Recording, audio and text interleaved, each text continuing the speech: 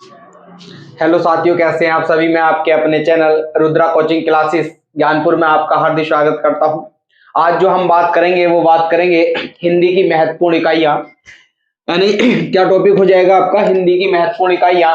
और यहां से भी जो क्वेश्चन पूछा जाता है वो वर्णमाला में क्वेश्चन पूछे जाते हैं, यानी कि वर्णमाला का ही एक टॉपिक है। इसे नाम दिया गया है हिंदी की महत्वपूर्ण इकाइयां।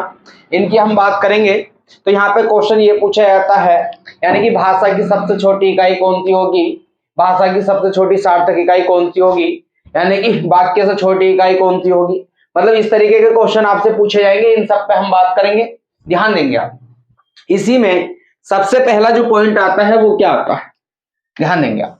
देखो यहाँ पे एक जो पॉइंट आएगा एक हो जाएगा आपका वाक्य, और वाक्य से जो छोटी इकाई होगी इसका नाम हो जाएगा भैया आपका उपवाक्य, और उपवाक्य से जो छोटी इकाई होगी इसका नाम हो जाएगा पदबंध, और पदबंध से जो छोटी इकाई होगी इसका नाम हो जाएगा भैया आपका पद। पद या इसे कहा जाता है भैया आपका शब्द। इससे भी छोटी जो इकाई होगी इसका नाम हो जाएगा अक्षर। अक्षर से ये छोटी इकाई होगी इसका नाम हो जाएगा ध्वनि, या इसे कहा जाता है भैया आपका वर्ण। इतना समझ में आ गया होगा, ध्यान देंगे। पहला क्वेश्चन ये पूछा जाएगा वाक्य, वाक्य से छोटी इकाई होगी इसका नाम क्या होगा, तो ये हो जाएगा उपवाक्य। उपवाक्य से छोटी इकाई होगी इसका नाम क्या होगा, तो ये हो जाएगा आपका पदबंध। पदबंध से छोटी इकाई पद या शब्द, ठीक है। पद क्या होता है, शब्द क्या होता है, इन दोनों में अंतर करके देखेंगे। अब मैं बात करूं अक्षर की, अक्षर इससे छोटी इकाई अक्षर हो जाएगा, और अक्षर से छोटी इकाई क्या हो जाएगी, ध्वनि, या फिर क्या हो जाएगा आपका वर्ण हो जाएगा। इतना समझ में आ गया होगा, ध्यान देंगे। अब ये वाला जो पॉइंट है आपका, ये वाला यानी कि वाक्य, उपवाक्य, पदबंध, यानी कि हिंदी व्याकरण में इन तीनों पॉइंटों को एक अलग टॉपिक में दे रखा है, यानी कि वाक्य भेद दे रखा है। और वाक्य भेद में ही क्या आता है आपका उपवाक्य आता है, और एक आपका क्या आता है पदबंध आता है, ठीक, इस वाक्य के साथ साथ। तो ये अलग से एक टॉपिक है, उस टॉपिक का नाम हो जाएगा वाक्य भेद। तो इसको हम बाद में पढ़ेंगे। अभी फिलहाल जो यानी कि जो क्वेश्चन पूछे गए हैं इनसे संबंधित उन क्वेश्चनों पे हम बात करेंगे, ठीक है। एक एक दो दो लाइनों के क्वेश्चन है, वो चीजें देखेंगे हम, ध्यान देंगे आप। अब यहाँ पे पहला जो क्वेश्चन आएगा वो किससे संबंधित आएगा, तो वो आएगा आपका वाक्य से। तो यहाँ पे हेडिंग डाल देंगे आप, तो ये हो जाएगा आपका वाक्य। और वाक्य को इंग्लिश में कहा जाता है भैया आपका सेंटेंस। इतना समझ में आ गया होगा। अगर मैं वाक्य की बात करूं तो वाक्य से क्वेश्चन पूछा गया है। यहां पे क्वेश्चन ये पूछा गया है वाक्य किसे कहा जाता है, तो वाक्य कहा जाता है यानी कि वाक्य शब्दों के समूह का नाम। वाक्य हो जाएगा यानी कि वाक्य शब्दों के समूह का नाम होता है। कहने का मतलब यह है, यानी कि वाक्य जो होगा, वाक्य में छोटा सा पॉइंट पूछा गया है, और वो भी क्या पूछा गया है, यानी कि वाक्य जो मिलकर के बनता है वो शब्दों के समूह से मिलकर के बनता है। यानी कि बहुत सारे शब्दों को मिलाकर के क्या बनता है, एक आपका वाक्य बनता है। इतना समझ में आ गया होगा। तो एक छोटा सा पॉइंट है, यानी कि वाक्य शब्दों के समूह का नाम होता है। इतना समझ में आ गया होगा। इसी के बाद में अगला पॉइंट देखेंगे। यहाँ पे ये पूछा गया है भाषा की सबसे बड़ी सार्थक पूछ ले, या खाली सबसे बड़ी पूछ ले, तो क्या हो जाएगा यहाँ पे भैया इकाई, और इसका भी नाम क्या हो जाएगा भैया आपका वाक्य। इतना समझ में आ गया होगा। यानी कि भाषा की सबसे बड़ी या सबसे बड़ी सार्थक इकाई जो होगी वो कौन सी होगी, तो इसका नाम हो जाएगा आपका वाक्य। इतना समझ में आ गया। अब वाक्य क्या होता है सभी जानते होंगे, इसका एग्जाम्पल देखेंगे आप। जैसे मैंने एक एग्जाम्पल बोल दिया, यानी कि वह स्कूल जाता है, क्या हो जाएगा, वह स्कूल जाता है। या फिर मैंने एक एग्जाम्पल लिख दिया, राम रोटी खाता है। इतना समझ में आ गया। यानी कि वह स्कूल जाता है, ये भी एक एग्जाम्पल, यानी कि ये भी एक क्या हो जाएगा, सेंटेंस हो जाएगा, और एक ये भी हो जाएगा। तो ये क्या होंगे भैया आपके वाक्य हो जाएंगे। तो फिलहाल तो इसी वाले टॉपिक में इतनी ही बात करेंगे, ध्यान देंगे आप। देखो ये आपके वाक्य हो जाएंगे, यानी कि वह स्कूल जाता है, और एक हो जाएगा राम रोटी खाता है। तो ये सभी जानते होंगे ये क्या होते हैं भैया आपके वाक्य होते हैं। तो इस वाले पॉइंट में इतनी ही बात रखेंगे। अब यहाँ पे जो आगे क्वेश्चन पूछा जाएगा, यानी कि वाक्य के तत्व कितने होते हैं, वाक्य के भेद कितने होते हैं, वाक्य के तत्व वाक्य के भेद या पूछा जाएगा, यानी कि अर्थ के आधार पर वाक्य कितने होते हैं, रचना के आधार पर वाक्य कितने होते हैं। तो वाक्य भेद वाला जो आपका टॉपिक आएगा वहां पे हम इसकी बात करेंगे। बाकी जितनी बात करनी थी वो मैंने कर ली है यहाँ पे। इसी के बाद में दूसरा पॉइंट आएगा आपका, ध्यान देंगे आप, इसे नोट करेंगे पहले, ध्यान देंगे भैया। इसी के बाद में अगर मैं बात करूं तो यानी कि इस वाक्य की हमने बात कर ली। वाक्य में क्वेश्चन क्या पूछा जाएगा आपसे, यानी कि सबसे ज्यादा यही क्वेश्चन पूछा जाता है, यानी कि भाषा की सबसे बड़ी सार्थक इकाई या भाषा की सबसे बड़ी इकाई किसे कहा जाता है, तो वो कहा जाता है आपका वाक्य को। ठीक, इसी के बाद में दूसरा पॉइंट आता है आपका, तो ये हो जाएगा भैया आपका उपवाक्य। क्या नाम हो जाएगा इसका, उपवाक्य हो जाएगा। और उपवाक्य को क्या कहा जाता है, तो इसे कहा जाता है भैया आपका क्लॉज, इसे कहा जाता है। ठीक है, इसे क्या कहा जाता है, क्लॉज कहा जाता है। तो ये हो जाएगा वाक्य। इस वाक्य को भी दो भागों में विभाजित किया गया। अब इसमें एक तो होता है भैया आपका प्रथम उपवाक्य, और एक हो जाएगा भैया इसी में आपका आश्रित उपवाक्य। आश्रित उपवाक्य, बात क्लियर हो गई। यानी कि उपवाक्य को भी दो भागों में विभाजित किया गया, प्रथम उपवाक्य या हो जाएगा आश्रित उपवाक्य। ठीक, और आश्रित उपवाक्य की अगर मैं बात करूं तो इसे भी तीन भागों में विभाजित किया गया। कितने भागों में विभाजित किया गया भैया, आपके तीन। अब तीन कौन कौन से हो जाएंगे यहाँ पे, ध्यान देंगे। देखो, एक तो हो जाएगा यहाँ पे आपका संज्ञा, और एक हो जाएगा यहाँ पे आपका विशेषण, और एक हो जाएगा यहाँ पे आपका क्रिया विशेषण उपवाक्य। तो इसका नाम हो जाएगा संज्ञा उपवाक्य, इसका नाम हो जाएगा विशेषण उपवाक्य, इसका नाम हो जाएगा क्रिया विशेषण उपवाक्य। और किस वाले भाग को विभाजित किया गया है, आपका आश्रित उपवाक्य को। कितने भागों में, आपका तीन भागों में। ठीक है भैया। अब यहाँ पे जो मैंने बताया है वो किस लिए बताया है, यहां से आपको समझ में आ जाएगा उपवाक्य को जो पहचानेंगे हम किस तरीके से पहचानेंगे। अगर कितना ही लंबा वाक्य क्यों ना हो, और जितना लंबा वाक्य होगा उसमें उतनी ही क्या होंगी, आपकी समापिका क्रियाएं होंगी। तो इसका पहला पॉइंट ये आता है, यानी कि ये जो उपवाक्य होगा इसमें क्या होगी, क्रिया अनिवार्य होती है। क्रिया अनिवार्य होती है।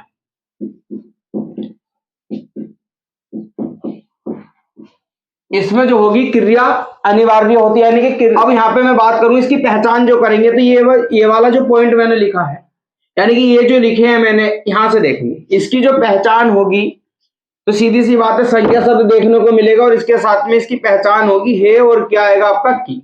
ये वाला की देखने के लिए मिलेगा, इसकी भी अलग पहचान होगी, इसकी भी अलग पहचान होगी। तो सिर्फ अब जो हम बात करेंगे वो किससे करेंगे, इससे, इस वाले एग्जाम्पल को देख लेंगे, यहीं से समझ में आ जाएगा वाक्य क्या होता है, उपवाक्य क्या होता है। ठीक है, नोट करेंगे आप पहले, देखेंगे ना। तो ये हो जाएगा उपवाक्य। अब इसे पहचानेंगे कैसे, वाक्य तो मैंने आपको बता दिया, और उपवाक्य को देखेंगे कैसे पहचाने। तो यहां पे एक एग्जाम्पल लिखेंगे, यानी कि एग्जाम्पल हो जाएगा, मैं जानता हूं कि वह बहुत ईमानदार है।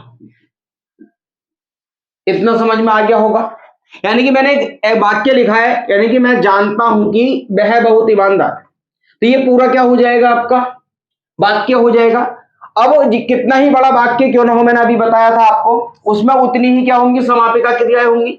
जैसे एक यहाँ पे आ जाएगी और एक आपकी यहाँ पे आ जाएगी। तो समापिका क्रिया का मतलब ये होता है, यानी कि जिस वाक्य की समाप्ति किसी क्रिया से हो रही हो, तो उसे कहा जाता है आपका समापिका क्रिया। अब ये तो होगी समापिका क्रिया की बात। अब इसमें एक पहचान आई, यहां ध्यान देंगे कि आ गया। अभी मैंने क्या बताया आपसे, यानी कि जो उपवाक्य होता है वो आपके उसके कितने भाग होते हैं, यानी कि जो आपका उपवाक्य होता है उसके कितने भाग होते हैं, उसके आपके दो भाग होते हैं। एक हो जाएगा प्रथम, यानी कि प्रथम उपवाक्य, एक हो जाएगा आपका आश्रित उपवाक्य। और जो आश्रित उपवाक्य होगा उसके भी कितने भाग होंगे, तीन। एक संज्ञा उपवाक्य, एक विशेषण उपवाक्य और एक क्रिया विशेषण उपवाक्य। अब उनकी भी पहचान दे रखी है। जब उनकी भी पहचान दे रखी है तो सिर्फ और सिर्फ मैंने अभी तक जो पहचान बताई थी वो किसकी बताई थी, संज्ञा की बताई थी। और संज्ञा की जो पहचान होती है वो क्या होती है। इसे भी याद मत रखो, यानी कि क्या हो जाएगा आपका की हो जाएगा, ये इसकी मेन पहचान होगी। अब जब इसकी ये मेन पहचान होगी तो आप ध्यान देंगे कोई आपका वाक्य होगा, उस वाक्य में क्या आ जाएगा आपका की आ जाएगा। जब की आ जाएगा तो आप पहले ही पहचान लेंगे ये वाला जो वाक्य होगा वो आपका क्या होगा, उपवाक्य होगा। उपवाक्य क्यों होगा, यानी कि इसके आगे वाला वाक्य और एक इसके ये वाला वाक्य, इसके पहले का और एक इसके आगे, यानी कि ये वाला बाद वाला। ठीक, तो यानी कि मैं जानता हूं, बात क्लियर हो गई। अब यहां पे की आ गया, इस की के बाद में अगला वाक्य फिर जुड़ गया, यानी कि वह बहुत ईमानदार, इतना समझ में आ गया होगा। ठीक है भैया, यानी कि एक वाक्य होगा और एक वाक्य में कितने उपवाक्य हो जाएंगे आपके, 2 हो जाएंगे। ठीक, अब पहचाना किससे हमने, इस पहचान से। ठीक है भैया, तो इसकी बात तो हम इतनी ही रखेंगे। अब ये उपवाक्य वाला जो आएगा, वाक्य का जो टॉपिक आएगा आपका वाक्य भेद वाला, तो इसे हम वहां पे विस्तार से पढ़ेंगे, इसे भी वहीं पे विस्तार से पढ़ेंगे।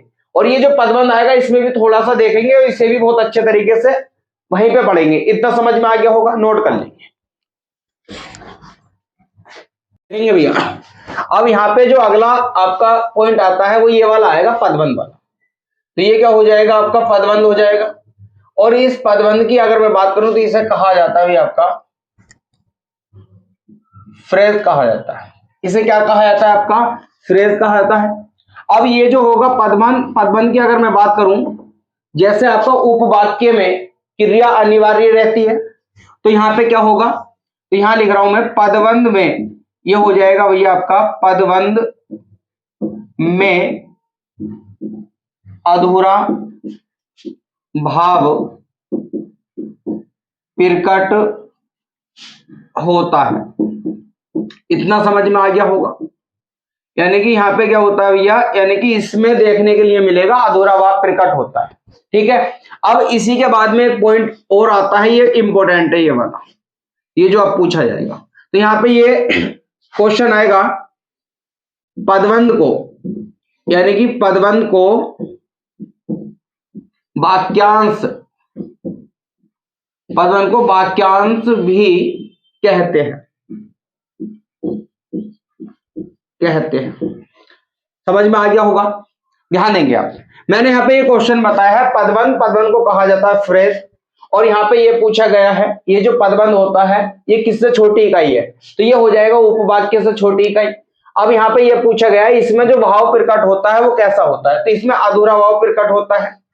इसमें क्रिया देखने के लिए मिलेगी, और क्रिया इसमें, कहने का मतलब यह है जो आपकी क्रिया होगी, इसमें जो क्रिया होगी वो देखने के लिए मिलेगी और नहीं भी मिलेगी। ठीक है, इसमें जो भाव उत्पन्न होता है वो अधूरा भाव उत्पन्न होता है। पदबंध को हम वाक्यांश भी कहते हैं। ये क्वेश्चन पूछा गया है पदबंध को क्या कहा जाता है, तो पदबंध को कहा जाता है आपका वाक्यांश। ठीक है भैया, अब यहां पे इसकी परिभाषा आती है। परिभाषा क्या आती है, यानी कि कई पदों के योग से बने वाक्यांशों को जो एक ही पद का कार्य करता हो, यानी कि जो एक ही कार्य करता हो उसे कहा जाता है भैया आपका पदबंध। यानी कि कई पदों के मेल से जो मिलकर के बनता है वो क्या बनता है आपका, पदबंध बनता है, जो एक कार्य करता है। ठीक है भैया, यहाँ पे एग्जाम्पल देख लेंगे। एग्जाम्पल की अगर मैं बात करूं तो ये जो पदबंध होगा ये भी 4-5 प्रकार का होता है। ठीक, इसमें भी हो जाएगा संज्ञा, सर्वनाम, विशेषण, क्रिया, क्रिया विशेषण, इस तरीके से अलग अलग पार्टों में देखने के लिए मिलेगा। कब मिलेगा, जब हम बात करेंगे वाक्य भेद की। अभी फिलहाल यहाँ पे ये देखेंगे, इसमें संज्ञा से स्टार्टिंग होगी, संज्ञा पदबंध, और यानी कि इसका जो पहला वाला भाग होगा और इसी का जो अंतिम वाला भाग होगा, तो यहाँ पे भी संज्ञा शब्द देखने के लिए मिलेगा और यहाँ पे भी संज्ञा शब्द देखने के लिए मिलेगा।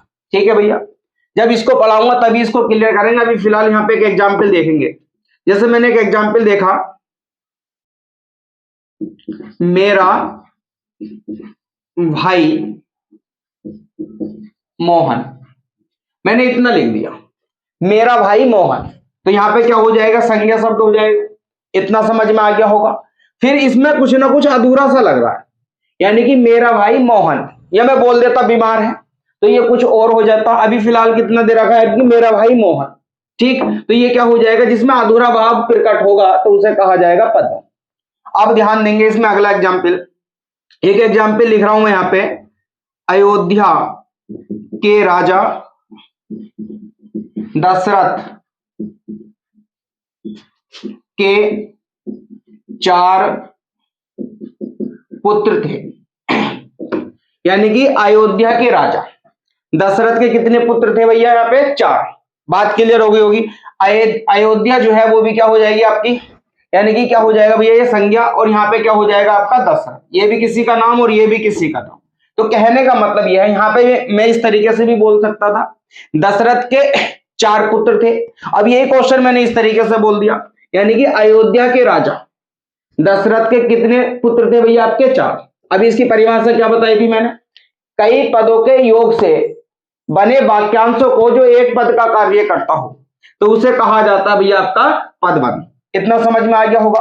देखो एक संज्ञा शब्द ये मिल जाएगा और एक संज्ञा शब्द ये मिल जाएगा, और मैंने ये बताया था पहला और अंतिम दोनों संज्ञा शब्द होंगे, तो इसी से पहचान हो जाएगी, और बाकी कई पदों के मेल से जो मिलकर के बनता है उसे क्या कहा जाता है? आपका पदबंध। ठीक, यहां तक समझ में आ गया होगा। अब इसे जो हम विस्तार से पढ़ेंगे वो इसमें वाक्य भेद में पढ़ेंगे। ठीक है, तो यहां तक आपके समझ में आया होगा अच्छे से। ठीक है, नोट कर लेंगे आप, ध्यान देंगे भैया। यानी कि पदबंध के बाद में जो छोटी इकाई आती है इसका नाम क्या हो जाएगा? इसका नाम हो जाएगा पद, और क्या हो जाएगा आपका शब्द। ठीक, तो मैंने यहां पे एक हेडिंग डाल दिया, ये हो जाएगा आपका पद, यह हो जाएगा आपका शब्द, और इसे भी क्या कहा जाता है? आपका वर्ड कहा जाता है। ठीक है भैया, क्या कहा जाता है? इसे वर्ड कहा जाता है। अब यहां पे इसमें यानी कि और इसमें यानी कि पद और शब्द में अंतर करेंगे। पद क्या होता है और शब्द क्या होता है, तो यहां पे ध्यान देंगे। देखो मैंने एक हेडिंग बना दिया भैया आपका शब्द। अगर मैं शब्द की बात करूं तो शब्द की जो परिभाषा होगी वो क्या होगी? ठीक है भैया, शब्द की जो परिभाषा होगी वो क्या होगी, तो ध्यान देंगे आप। अगर देखो यानी कि स्वतंत्र रूप से बोले जाने वाले शब्दों को क्या कहा जाएगा? तो उसे कहा जाएगा भैया आपका शब्द कहा जाएगा। यानी कि जो शब्द अपने आप में स्वतंत्र होंगे उन्हें क्या कहा जाएगा? आपका शब्द कहा जाएगा। और एक क्वेश्चन मैंने आपको वर्णमाला में लिखाया था, स्वतंत्र रूप से बोले जाने वाले वर्णों को क्या कहा जाता है? तो उसे कहा जाता है आपका स्वर। अब यहाँ पे क्वेश्चन क्या आ गया? यहाँ पे क्वेश्चन ये आया, स्वतंत्र रूप से बोले जाने वाले शब्दों को क्या कहा जाता है? तो इसे कहा जाता है भैया आपका शब्द। बात क्लियर हो गई। इसी के बाद में दूसरा पॉइंट आता है। यहाँ पे दूसरा पॉइंट ये आता है वर्णों के, ये हो जाएगा वर्णों के सार्थक समूह को, वर्णों के सार्थक समूह को क्या कहा जाता है? वर्णों के सार्थक समूह को क्या कहा जाता है? तो इसे भी क्या कहा जाता है भैया? आपका शब्द कहा जाता है। इसी के बाद में अगला पॉइंट आएगा। यहाँ पे ये पूछा गया है भाषा की स्वतंत्र इकाई। जब बात आएगी स्वतंत्र की तो आंसर क्या होगा हमारा? शब्द। पूछने का तरीका क्या है उसके, यानी कि भाषा की जो स्वतंत्र इकाई होगी उसका नाम क्या हो जाएगा? तो उसका भी नाम क्या हो जाएगा? शब्द हो जाएगा। फिर इसी के बाद में अगला क्वेश्चन पूछा जाएगा आपसे, यानी कि भाषा की सबसे छोटी सार्थक इकाई, और भाषा की सबसे छोटी जो सार्थक इकाई होगी उसका भी नाम क्या हो जाएगा भैया? आपका शब्द। ठीक है, इसी के बाद में अगला क्वेश्चन पूछा जाएगा। क्वेश्चन ये पूछा जाएगा भाषा की लघुत्तम का ही मतलब क्या होता है भैया? आपका छोटा। यानी कि भाषा की लघुत्तम सार्थक इकाई, तो इसे भी क्या कहा जाएगा भैया? आपका शब्द। बात समझ में आ गई होगी। यानी कि स्वतंत्र रूप से बोले जाने वाले शब्दों को क्या कहा जाएगा? शब्द कहा जाएगा। वर्णों के सार्थक समूह को क्या कहा जाता है? आपका शब्द कहा जाता है। फिर इसी के बाद में मैंने ये बता दिया भाषा की स्वतंत्र जो इकाई होगी उसे भी क्या कहा जाएगा भैया? आपका शब्द। भाषा की सबसे छोटी जो सार्थक इकाई होगी, जहां पे सार्थक की बात आएगी और बात आएगी सबसे छोटी की, तो इसे क्या कहा जाएगा? आपका शब्द कहा जाएगा। इतना ध्यान रखेंगे। ठीक, फिर पूछा गया है भाषा की लघुत्तम सार्थक इकाई। लघुत्तम का ही मतलब क्या होता है, छोटा या छोटी। तो ये हो जाएगा भैया आपका सार्थक, ठीक, यानी कि लघुत्तम सार्थक इकाई। तो ये क्या हो जाएगा आपका शब्द हो जाएगा। यहां तक समझ में आ गया होगा। यानी कि शब्द से संबंधित बस इतने ही पॉइंट पूछे जाते हैं। तो ठीक है भैया, इसको नोट करेंगे आप पहले। ठीक है, नोट कर लिया होगा। अब ध्यान देंगे आगे। देखो इसी के बाद में जो अगला पॉइंट पूछा जाएगा यहां से, वो क्या पूछा जाएगा। अब यहाँ पे ये पूछा गया है, ये जो शब्द होते हैं वो कौन कौन से होते हैं। यानी कि यहाँ पे पूछा गया है शब्द के जो प्रकार है, यानी कि शब्द जो होते हैं वो कितने प्रकार के होते हैं। तो शब्द जो होते हैं वो कितने प्रकार के होते हैं भैया, आपके दो प्रकार के। अब जो दो प्रकार के होंगे वो कौन कौन से होंगे, ठीक है, समझ में आ रहा होगा आपके। यानी कि दो जो प्रकार के होंगे शब्द वो कौन कौन से होंगे। तो इसी में एक पार्ट आता है आपका सार्थक, और एक हो जाएगा इसी में निरर्थक। ठीक है, एक सार्थक हो जाएगा, एक निरर्थक हो जाएगा। अगर मैं बात करूं सार्थक की, सार्थक क्या होता है। अगर मैं बात करूं निरर्थक की, तो निरर्थक क्या होता है। यहां तक समझ में आ रहा होगा, ठीक है। अब ध्यान दो इसकी, यानी कि सार्थक क्या होता है। सार्थक क्या होता है, जिन शब्दों का कोई ना कोई अर्थ हो, या जिन शब्दों का अनेक अर्थ हो, तो उसे क्या कहा जाएगा भैया, आपका सार्थक। ठीक है, अब जिन शब्दों का कोई अर्थ न हो तो उन्हें क्या कहा जाएगा भैया, आपका निरर्थक। समझ में आ गया होगा। यानी कि जिन शब्दों का कोई अर्थ नहीं है तो उन्हें कहा जाता है निरर्थक, और जिन शब्दों का कोई अर्थ होता है या अनेक अर्थ निकल करके आते हैं तो उन्हें क्या कहा जाता है भैया, आपका सार्थक कहा जाता है। अगर मैं इसके एग्जाम्पल की बात करूं तो ध्यान देंगे, जैसे मैंने यहां पे एक लिख दिया कमल, एक लिख दिया मैंने यहां पे कनक, एक लिख दिया कनक, और इसी के बाद में एक आता है भैया यहां पे लिख दिया मैंने फूल। ठीक, अब इस कमल की बात करूं तो कमल का एक अर्थ हो जाएगा भैया आपका उत्पल, और एक हो जाएगा जलज। ये समझ में आ गया होगा। अब एक लिखा है मैंने कनक, अब इसके भी दो अर्थ हो जाएंगे, एक तो हो जाएगा सोना, और एक हो जाएगा इसी में धतूरा। और अब मैं फूल की बात करूं तो एक तो हो जाएगा इसका, जैसे मैंने पुष्प लिख दिया, पुष्प हो जाएगा, और एक यहां पे गुल लिख दिया मैंने। क्या लिख दिया मैंने यहाँ पे, गुल, या गुल लिख दूं, या त्रिशूल लिख दूं, या कुसुम लिख दूं, यानी कि सारे के सारे किसके अर्थ हो जाएंगे भैया, फूल के।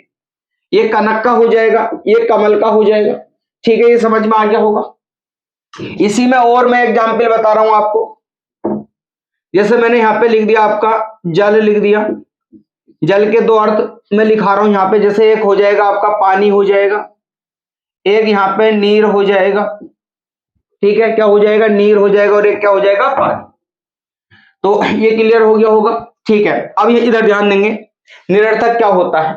निरर्थक की अगर मैं बात करूं तो जैसे मैंने यहां से कोई एक शब्द उठा लिया, और यहां पे भी मैंने इसका विपरीत कर दिया, मतलब इसको चेंज कर दिया, मैंने कुछ उल्टा सीधा शब्द बना दिया। जैसे मैंने लकम लिख दिया, तो इसका कोई अर्थ होगा क्या, यानी कि इसका कोई अर्थ नहीं होगा। जैसे मैंने कनक लिखा, कनक की बात करूं तो इससे मैंने इस तरीके से लिख दिया ककन, इसका कोई अर्थ होगा क्या, नहीं होगा ना। फिर जैसे मैंने यहां पे लिखा है आपका फूल लिखा है, तो मैंने इसका लिख दिया इस तरीके से, लिख दिया मैंने आपको लूफ या लफू, ये लिख दिया मैंने। तो कहने का मतलब ये है, ऐसा शब्द जिसका कोई अर्थ ना हो तो उसे कहा जाएगा निरर्थक, और जिन शब्दों का कोई ना कोई अर्थ हो तो उसे कहा जाएगा भैया आपका सार्थक। यहां तक बिल्कुल क्लियर हो गया होगा। अब यहां पे जैसे मैं एक एग्जाम्पल और लिख दूं, जैसे मैंने यहां पे लिख दिया आपका आंख, और इस आंख की मैं बात करूं तो यहां पे भी ये पूछा जाता है, यानी कि इसका एक अर्थ ये आएगा निकल करके अच्छी, और एक हो जाएगा भैया यहां पे आपका, जैसे लिख दिया मैंने नैन। बात क्लियर हो गई। ठीक है भैया, तो ये सारे के सारे जो एग्जाम्पल आएंगे वो किस में आएंगे, सार्थक में आएंगे। ठीक है, नोट कर लेंगे आप, कोई दिक्कत।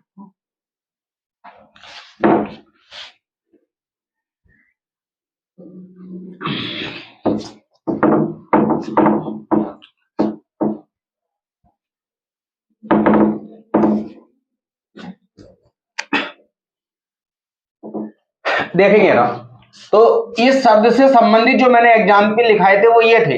जैसे मैंने यहां पे लिखा था कमल, और एक हो जाएगा जैसे पानी हो जाएगा, कनक हो जाएगा, फूल हो जाएगा, आंख हो जाएगा। ठीक है, ये लिखाए थे मैंने। अब इसके बाद में जो आपका हेडिंग आता है वो क्या हो, वो हो जाएगा आपका पद हो जाएगा। क्या हो जाएगा भैया, आपका पद हो जाएगा। अगर मैं पद की बात करूं तो ये जो पद है इसकी जो परिभाषा होगी वो क्या होगी। ठीक है, परिभाषा से पहले एक पॉइंट याद रखेंगे, यहां पे पूछा जाता है पद जो होते हैं ये कितने प्रकार के होते हैं, कितने प्रकार से मिलकर के बने होते हैं। तो इनकी संख्या होती है 5। कितनी हो जाएगी भैया, 5 हो जाएगी। यहां तक समझ में आ गया होगा। ठीक, अब 5 कौन कौन से होते हैं। एक तो हो जाएगा इसमें संज्ञा, एक हो जाएगा इसी में आपका सर्वनाम, एक हो जाएगा इसी में विशेषण, और एक हो जाएगा इसी में क्रिया, और एक हो जाएगा इसी में अव्यय।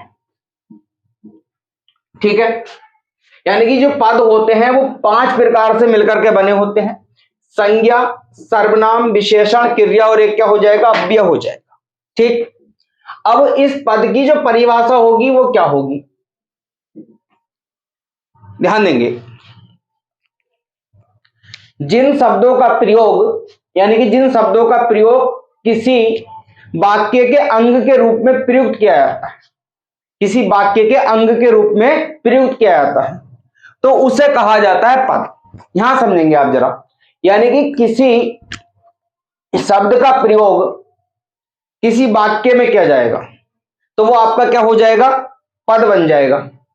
और उसी शब्द का प्रयोग वाक्य से निकाल दिया जाए, यानी कि वाक्य में ना किया जाए, तो वो आपका क्या हो जाएगा, शब्द हो जाएगा। बात क्लियर होगी। यानी कि जिन शब्दों का प्रयोग वाक्य के बाहर किया जाएगा तो वो आपके शब्द हो जाएंगे, और जिन शब्दों का प्रयोग वाक्य के अंदर किया जाएगा, यानी कि वाक्य में प्रयोग किया जाएगा, तो उन्हें क्या कहा जाएगा, आपका पद कहा जाएगा।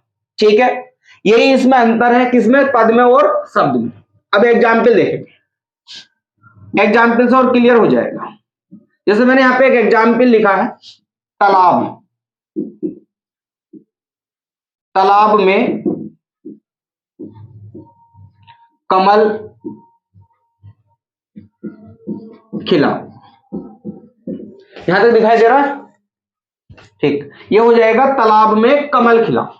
अब तालाब में कमल खिला है, अब यहां पे लिख दिया मैंने कमल, तो इनका मतलब यह है, यानी कि ये तालाब में कमल खिला, तो इस कमल को मैं यहां से हटा दूं तो क्या हो जाएगा, तालाब में खिला। अब पता नहीं चला क्या खिला। अब यहां पे वाक्य जो हो रहा है पूर्ण हो रहा है, तालाब में कमल खिला। अब तालाब में क्या खिला अभी आपका, कमल।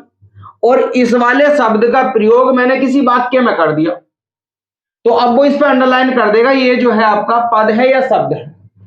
तो मैंने क्या बताया, जिस शब्द का प्रयोग किसी वाक्य में किया जाएगा तो वो आपका क्या बन जाएगा, पद बन जाएगा। बात क्लियर हो गई। और इसी शब्द को उठा करके उसने अलग इस तरीके से रख दिया तो ये आपका शब्द बन जाएगा। इतना समझ में आ गया होगा। ठीक है, एक एग्जाम्पल और देखेंगे। जैसे मैंने लिख दिया आपका तालाब में, यहां पे लिख दिया मैंने तालाब में पानी भरा। क्या लिख दिया मैंने, तालाब में पानी भरा है, और इस पानी का प्रयोग इस वाक्य से निकाल करके मैंने यहां पे कर दिया। तो ये जो कार्य करेगा वो किसका करेगा, यहां पे शब्द का करेगा, और इस वाले शब्द को उठा करके मैंने किसी वाक्य में प्रयोग कर दिया। अब ये किसका कार्य करेगा भैया, तो ये करेगा आपका पद का। इस पे अंडरलाइन कर देगा, पूछ लेगा निम्नलिखित में से बताएंगे ये पद है, शब्द है, वाक्य है या वर्ण है, तो आपको क्या आंसर देना है इसका भैया, ये हो जाएगा पद हो जाएगा। ठीक, कितने एग्जाम्पल हो गए, दो। एक एग्जाम्पल और देखेंगे। जैसे मैंने बताया किसी का नाम, तो जैसे मैंने राम लिख दिया और यहां पे एक एग्जाम्पल दे दिया, यानी कि राम स्कूल जाता है। क्या हो जाएगा, राम स्कूल जाता है। अब ये जो राम लिखा है मैंने, इस राम को मैं थोड़ी देर के लिए हटा दूं यहां से और मैं बोल दूं स्कूल जाता है, पता नहीं कौन जाता है। अब मैंने लिख दिया यहाँ पे राम स्कूल जाता है, यानी कि जी इस शब्द का प्रयोग किसी वाक्य में किया गया, तो ये आप क्या हो जाएगा, आपका पद हो जाएगा। और यहां से इसको यहां लिख दिया गया तो ये आपका शब्द बन जाएगा। और आपको मैंने एक परिभाषा बताई थी अभी थोड़ी देर पहले, किसकी, पदबंध की, यानी कि कई पदों के योग से मिलकर के जो बनता है वो आपका पदबंध बनता है। ठीक है, यही तो बताया था मैंने। यहां तक समझ में आ गया होगा पद क्या होता है और शब्द क्या होता है। ठीक है भैया, ठीक है, नोट कर लेंगे आप।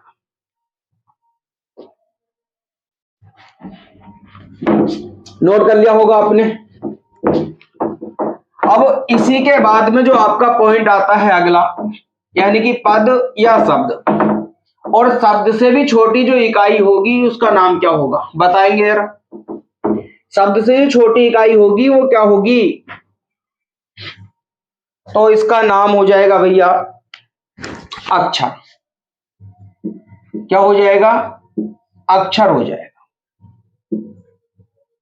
ठीक है, अब इस अक्षर की बात करेंगे तो अक्षर में इसकी परिभाषा पूछी जाती है। अब परिभाषा किस तरीके से पूछी जाएगी इस पे भी ध्यान देंगे, ध्यान देंगे।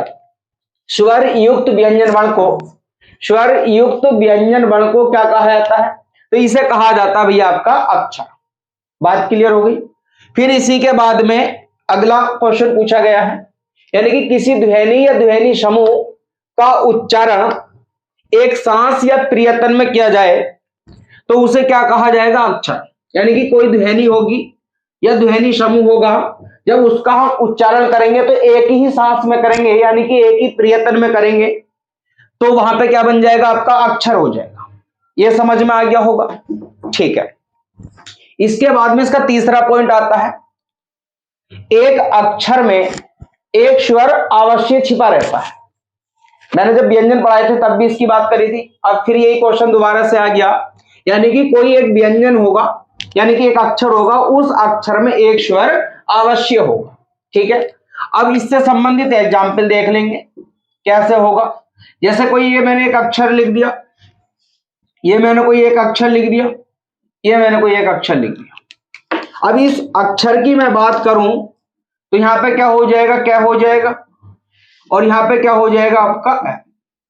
तो इन्होंने ये कहा है अगर इन दोनों को मिला दिया जाए तो ये क्या बन जाएगा, एक अक्षर बन जाएगा।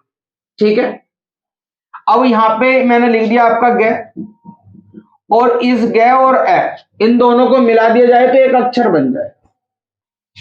जैसे मैंने सह लिखा और इस सह को भी मैंने तोड़ दिया और यहां पे क्या लिख दिया मैंने, आ। इन दोनों को मिला दिया जाए तो ये वाला बन जाएगा, यानी कि सह बन जाएगा। इतना समझ में आ गया। तो उस लाइन का मतलब ही ये है, यानी कि एक अक्षर में एक स्वर अवश्य छिपा रहता है। ठीक, अब वो भी कौन सा वाला भैया, आपका ये वाला। ठीक है, समझ में आ गया होगा अक्षर क्या होता है। तो ठीक है, नोट करेंगे आप इसको।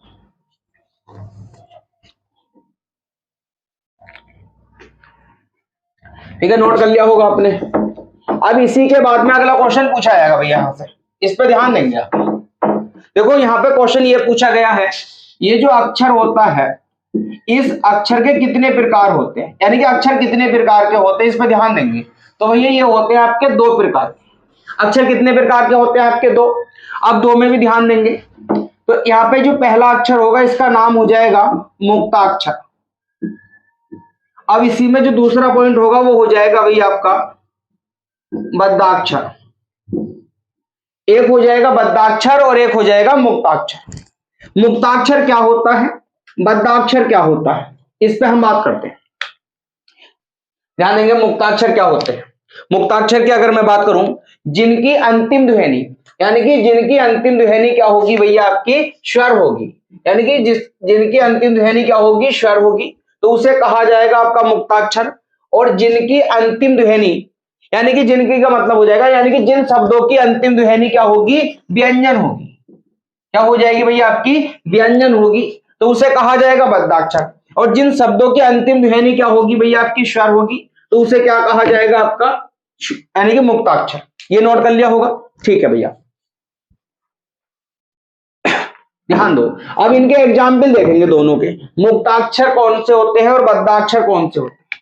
देखो यहाँ पे एग्जाम्पल दिखा रहा हूं मैं आपको। मैंने शुरू में जब मात्रा बताई थी तो वहां पे सारे पॉइंट क्लियर करा दिए थे।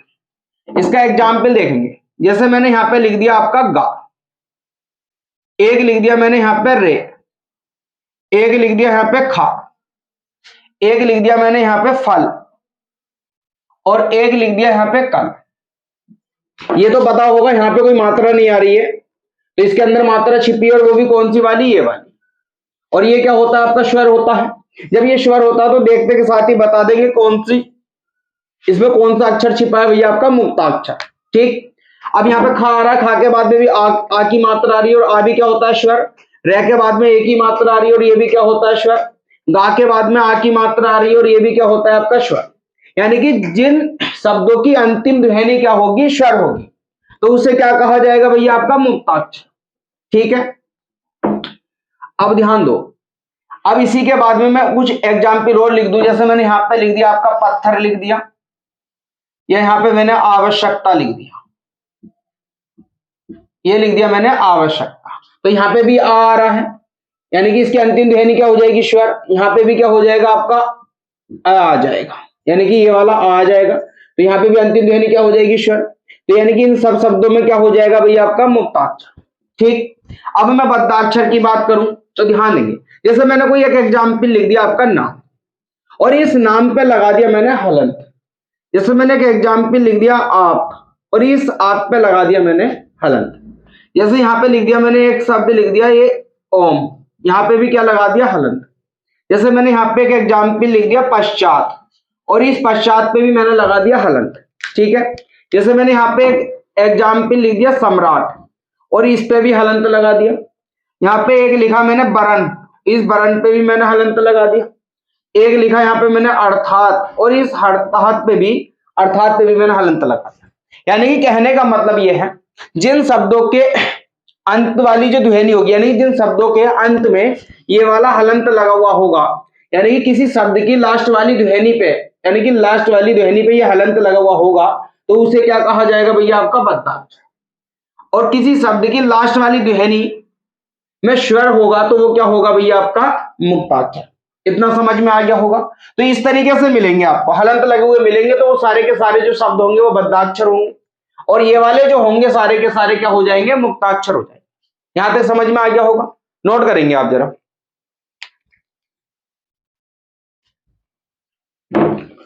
ठीक है भैया, नोट कर लिया होगा आपने।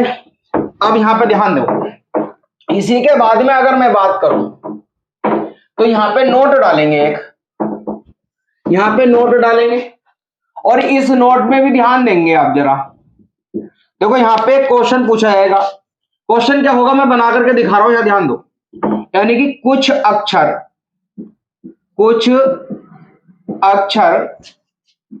शुभ व अशुभ होते हैं। ठीक है भैया, यानी कि कुछ जो अक्षर होंगे वो आपके क्या हो जाएंगे, आपके शुभ हो जाएंगे, और आपके अशुभ हो जाएंगे।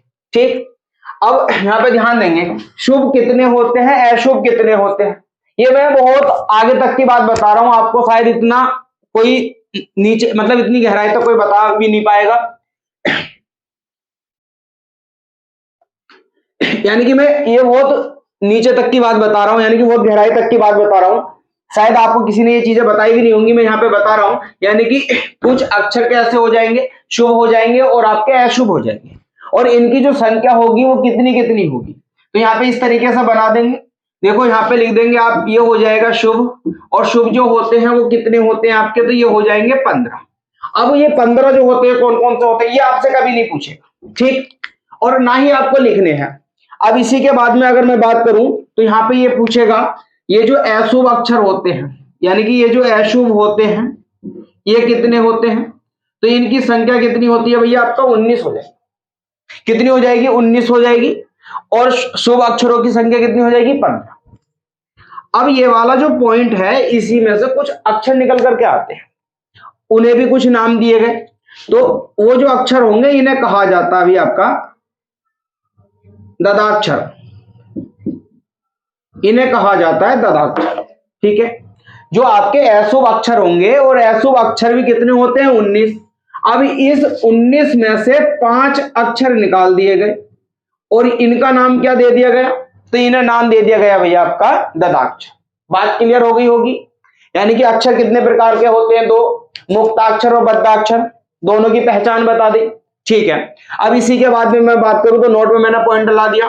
कुछ जो अक्षर होंगे आपके शुभ भी हो जाएंगे, अशुभ भी हो जाएंगे। अब जब शुभ जो होंगे वो कितने होंगे? 15 हो जाएंगे। अशुभ जो होंगे वो कितने हो जाएंगे? 19 हो जाएंगे।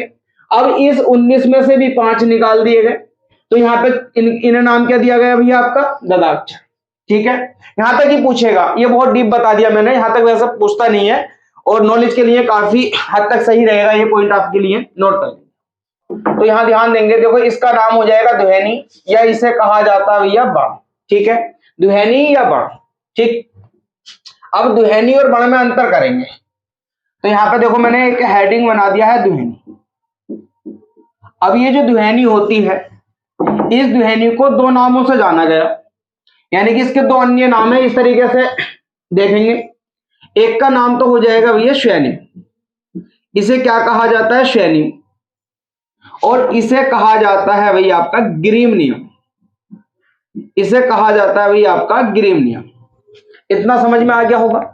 यानी कि ध्वनि जो होगा, ये मान करके चलेंगे ध्वनि के दो अन्य नाम होते हैं, एक हो जाएगा श्रेणी और एक हो जाएगा आपका ग्रीम नियम। अगर मैं बात करूं ग्रीम नियम की और बात करूं श्रेणी की, अब यहाँ पे क्वेश्चन जो आएगा वो किस तरीके से पूछा जाएगा, तो देखेंगे पूछा गया है ध्वनि का जो संबंध होता है निम्नलिखित में से बताएंगे किससे होता है। तो 4 ऑप्शन आएंगे, उन 4 ऑप्शन में एक या तो ये वाला ऑप्शन होगा बना हुआ, या फिर एक ये वाला होगा। ठीक है, तो या तो ग्रीम नियम आएगा या फिर आपका श्रेणी आएगा, या वो पूछ लेगा ग्रीम नियम का संबंध किससे है, तो किससे हो जाएगा भैया? आपका श्रेणी से हो जाएगा। ये पूछ लेगा श्रेणी का संबंध किससे होता है, तो ये हो जाएगा आपका ग्रीम नियम से। ठीक है, तो यहाँ पे जो इंपॉर्टेंट रहेगा वो आपका ये वाला रहेगा और एक ये वाला रहेगा। इन दोनों में पूछा गया है क्वेश्चन, ग्रीम नियम का जो संबंध होता है वो किससे होता है, तो वो होता है आपका श्रेणी से। ठीक, या इसके विपरीत पूछ लेगा श्रेणी का संबंध किससे होता है? ग्रीम नियम से। या दोनों को मिलाकर के किसके लिए पूछ लेगा? ध्वनि के लिए। ठीक है, यहां तक समझ में आ गया होगा। ठीक, नोट कर लेंगे इसको।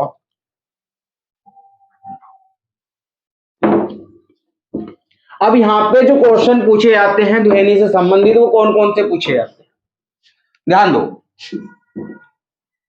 यहां पे पहला क्वेश्चन ये पूछा गया है, भाषा की सबसे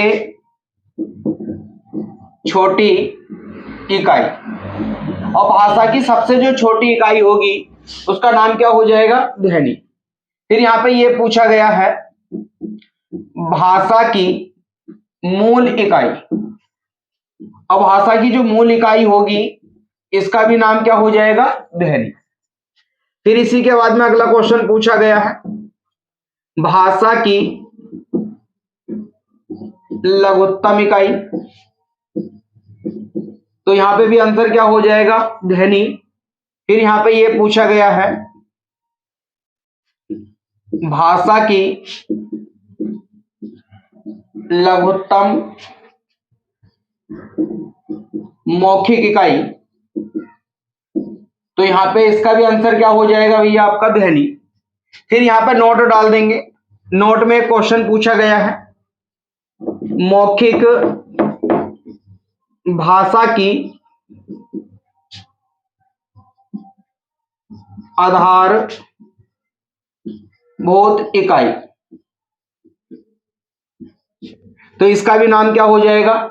इसका भी नाम क्या हो जाएगा? ध्वनि को किन किन नामों से जाना जाता है, तो इसे कहा जाता है भैया आपका श्रेणी और इसे कहा जाता है ग्रीम नियम। ठीक, ग्रीम नियम का जो संबंध होता है वो किससे होता है भैया? वो होता है ध्वनि से, या होता है आपका श्रेणी से। ठीक, यहां तक समझ में आ गया होगा। अब इसके बाद में अगर मैं बात करूं तो ध्वनि से संबंधित क्वेश्चन पूछे जाएंगे, मतलब ध्वनि से संबंधित क्वेश्चन पूछे जाएंगे। अब ध्वनि से संबंधित जो क्वेश्चन होते हैं वो किस किस तरीके के क्वेश्चन पूछे गए हैं, यहाँ पे पूछा गया है भाषा की सबसे छोटी इकाई। जब भाषा के सबसे छोटी इकाई की बात आएगी या तो ध्वनि लगाएंगे, और ध्वनि नहीं होगा ऑप्शन में तो आपका बाण हो जाएगा, और ये वाला पार्ट पूरा का पूरा आ जाए तो ये आपका आंसर हो जाएगा।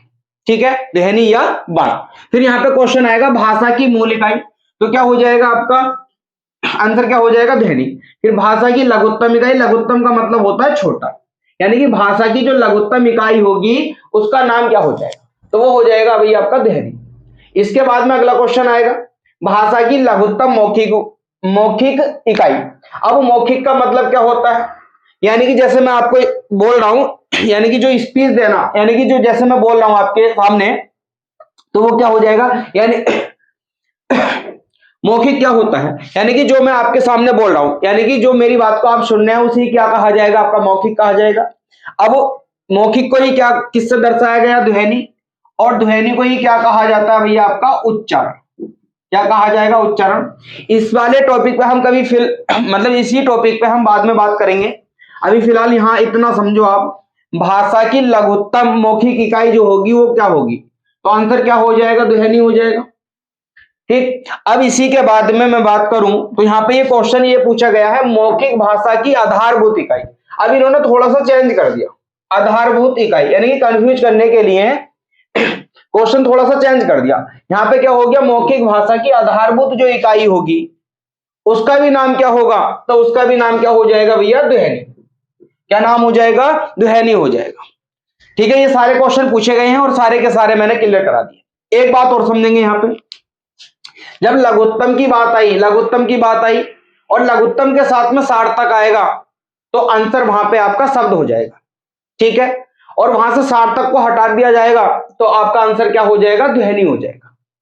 या आपसे पूछ लिया जाएगा भाषा की सबसे बड़ी सार्थक इकाई, तो वाक्य आएगा, और सार्थक नहीं लगाएगा तो क्या देगा, भाषा की सबसे बड़ी इकाई, तब भी क्या हो जाएगा, वाक्य हो जाएगा। ठीक, यहां तक समझ में आ गया होगा। तो ये सारे क्वेश्चन एक जैसे लगते हैं, मैं थोड़ा थोड़ा सा अंतर दे रखा है इसमें, तो इतना आप नोट करेंगे, इसके बाद में बात करते हैं, नोट करेंगे आप पहले।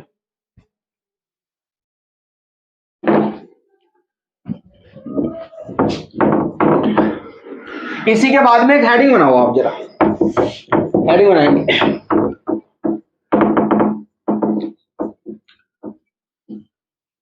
यहां पे हेडिंग बना देंगे और ये जो हेडिंग होगा वो क्या हो जाएगा, आपका बाण हो जाएगा।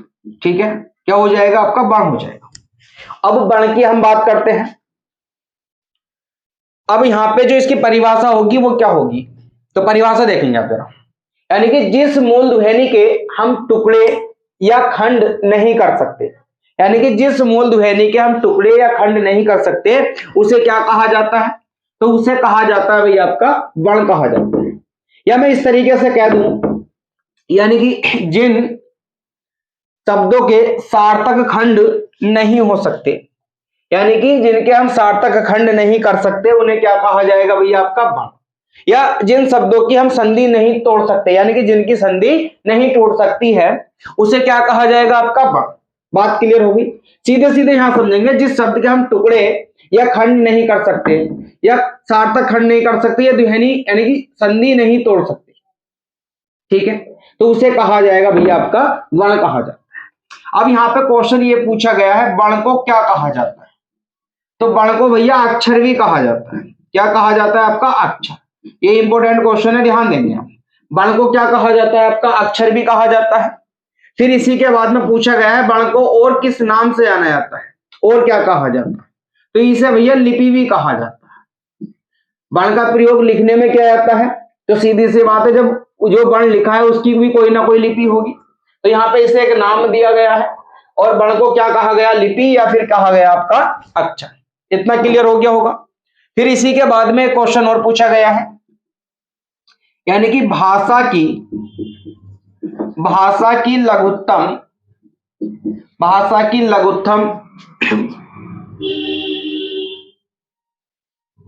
लघुत्तम इकाई, यानी कि लिखित इकाई,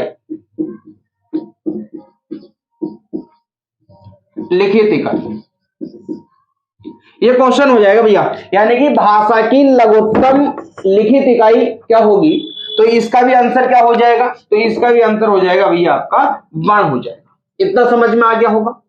तो यहाँ पे ये क्वेश्चन पूछा गया है, फिर इसी के बाद में एक नोट डाल देंगे, जैसे मौखिक भाषा वाला पूछा गया है यहाँ पे भी वैसे ही एक क्वेश्चन पूछा गया है। तो यहाँ पे क्वेश्चन ये पूछा गया है, लिखित भाषा की आधारभूत इकाई, और लिखित भाषा की जो आधारभूत इकाई होती है वो कौन सी होती है, ये वाला पार्ट, यानी कि यहाँ पे ये चेंज करा है बस थोड़ा सा। लिखित भाषा की आधारभूत जो इकाई होगी उसका नाम क्या हो जाएगा, तो वो हो जाएगा भैया आपका वर्ण। और मौखिक भाषा की जो आधारभूत इकाई होती है उसका नाम क्या हो जाएगा? ध्वनि। इतना समझेंगे आप।